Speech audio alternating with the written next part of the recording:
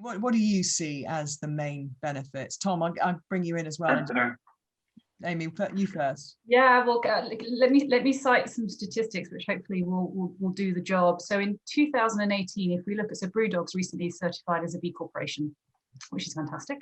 So if I put my B Corp hat on, in 2018, pre the pandemic, B Corps were proven to be growing at a rate that was 28 times faster than the national average.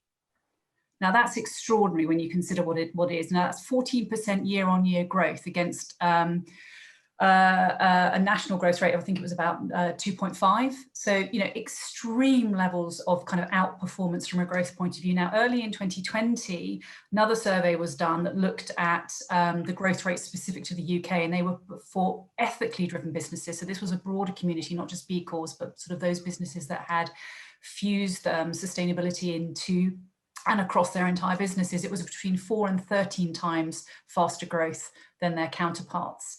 We also saw during the last economic downturn, so 2008, 2009, with the B Corp community in the US, because that's where the B corporations came from, they were 64% more likely to survive an economic downturn than their non-B Corp counterparts.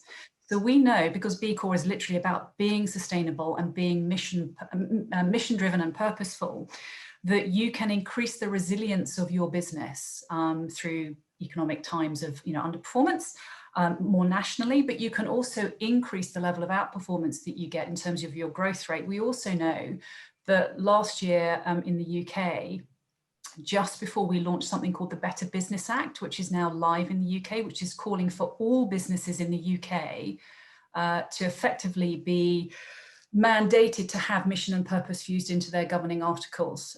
So this is going for company law in the UK, section 172, rewriting it to fuse purpose and mission. So this is every business, public and private. 75% of the UK public agreed that this needed to happen.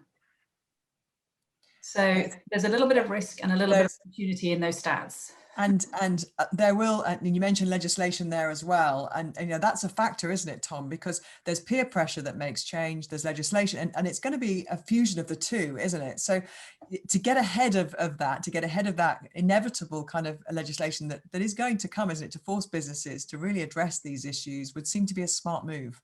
Definitely. I think there needs to be, I think what's very interesting and fantastic to see over the last 5 years since we've been operating is the public mood and the profile of sustainability within every part of our lives. And I think it's moved from being a niche topic into a normalized topic. And I think that's one of the things we'd like to achieve with this webinar and future events and bits of communication. It needs to be baked into every decision we make. And by an employee at an agency raising or asking the question to their manager, what's our sustainability strategy? What can we do?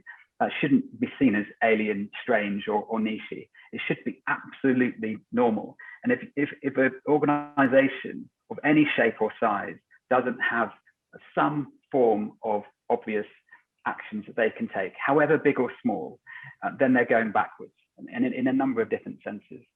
And I think it's also worth acknowledging, and I think this has been recognized more recently, that it's touched on by Amy there, but there is no longer, I hope, the perception of sustainability competing with commercial goals of a business. They are utterly aligned, and commercial sustainability is just as important as it's part of that same formula.